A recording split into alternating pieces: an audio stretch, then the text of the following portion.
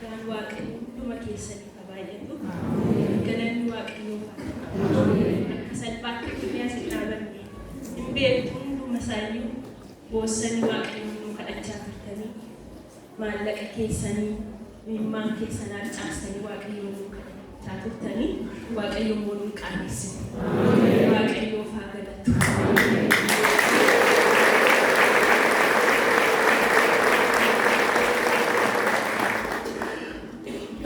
Beruuf baratu kanaaf bari kuma lamaaf jira salphaan akka namaatti baay'ee ulfaata nuti dhagaa caalaa nutti ulfaata jirti salphaa fakkaatan akkas fuuldura keessa dhaabannu bara kuma lamaaf 16 garuma jalqabaa fulbaanarra haati keenya dhukkubsattee baay'ee ishee duukaa rakkachaa turre garuu waamichi biraan darbamu waan ta'eef gara gooftaa ishee dhaqxee isheenii otoo gaddarra jirru obboleessi keenya kun abbiyyee baay'ee markatti dhukkubsatee waan du'aan markatti ta'e gaddarra jirra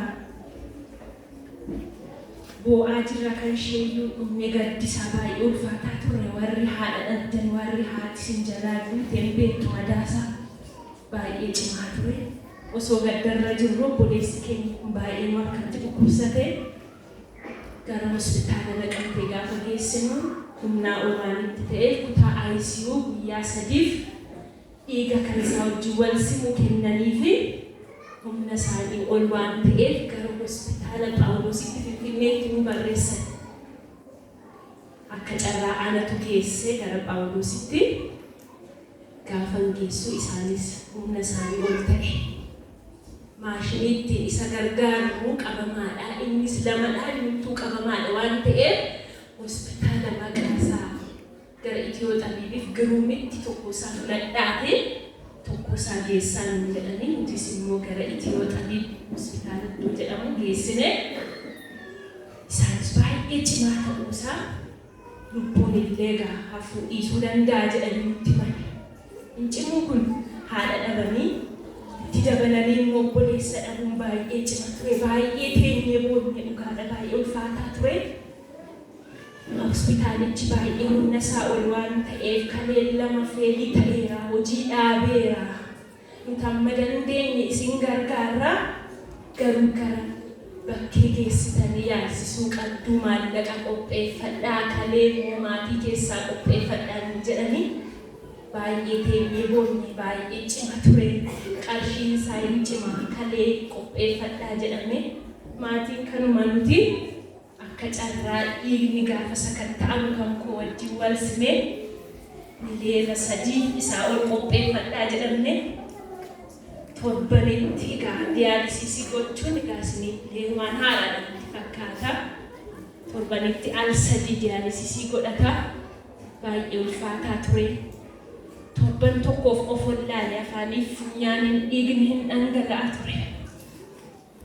Madaa isa duraan irratti madaa biraa dabalachuuf jennee baay'ee teenyee boonye dhugaadha. Amma salphaa fakkaatan akkas fuuldura keessan dhaabannee haasofnu baay'ee ulfaata waaqa keenyaan garuu galanni waaqayyoof haa ta'u.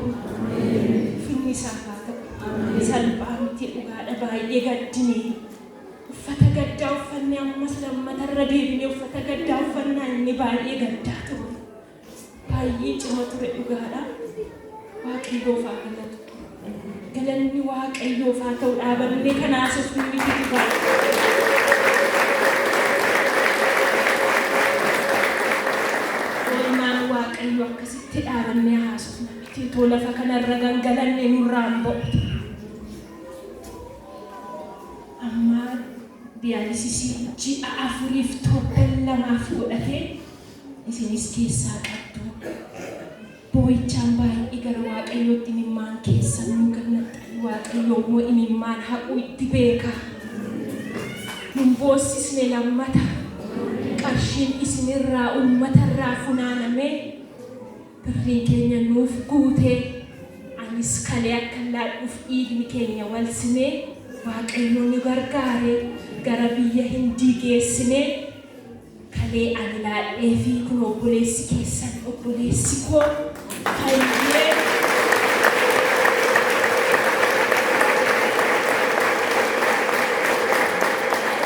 galataaf isin fuuldura dhaabanneerame Waaqayyoon takkaashi harka keessa walitti rukutaate Waaqa keenya kana nu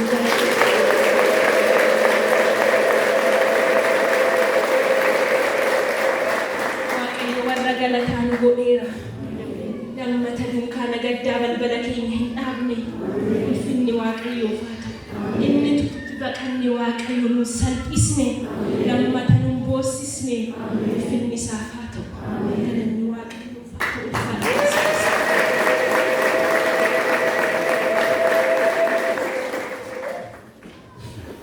Waaqayyo kadhatu baguma kan Yesuus taane abuyyeen kana booda abuyyootuun taane Alaazaari ugaadha Waaqayyo hundi keessan beeku mucaan baala isaa du'aa ture otoo fayyaan taane namoonni baay'een beeku halkan akkasitti duukaa bulu anis biraan turaa waan dubbatuun beeku waan haasa'uun beeku maraatuu ta'eera gaafa Finfinnee adeemuudhaan qidaamee isaa galgala obboleettiin keenya bira argiteetti yooniin bira jira sagaduunfaa bu'anii lafa kanarra foqoqanii Waaqayyo isaan haa eebbisu nu duukaa kadhachaa turanii mucaan kun du'aa ture Waaqayyo du'aa immoo jiraataa godhee nu gidduu keessan dhaabeera Waaqayyo nu galateeffata.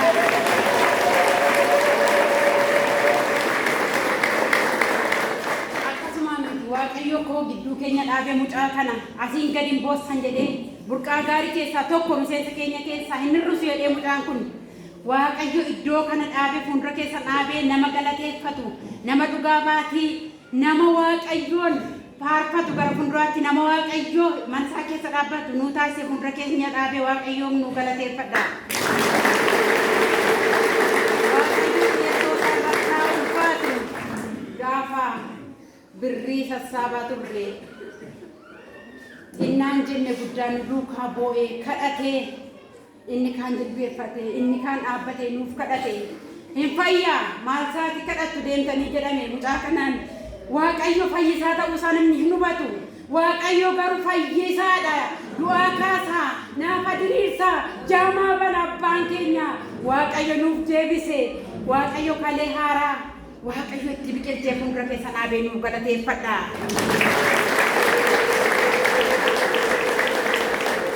Waaqayyo abbaan koo moosiniin immoo dachaa sinaa eebbisu. Gooftaa Yesuus mana keessan irra dhibeen geessisiin, rakkinan geessisiin, dhala keessan nu kubsachiisiin, Waaqayyo siniif haa dhaabbatu. Akka nu dhaabbattani, akka nu gargaartan, akka nu bukkee dhaabbattan, Waaqayyo sin bukkee haa dhaabbatu. Waaqayyo dachaa sinaa eebbisu.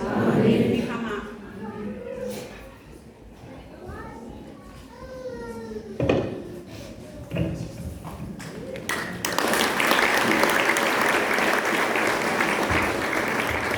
irra deebinee harka keenya walitti tumnee gooftaa to'annoo kadhannaa namaa dhaga'uun ililleedhaan waaqa jiraachuu isaanii nuusee ulfinni Waaqayyo isaanis harka keessatti qabaatti fi ixaanis ni babaasuu jedhaan himeen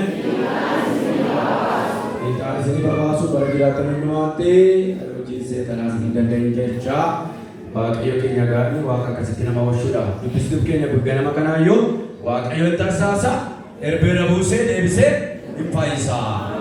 Haleluuyaa. Kanaaf gooftaa kana buluuf galan isaaf haa ta'u. Amma kallattii dhumaanii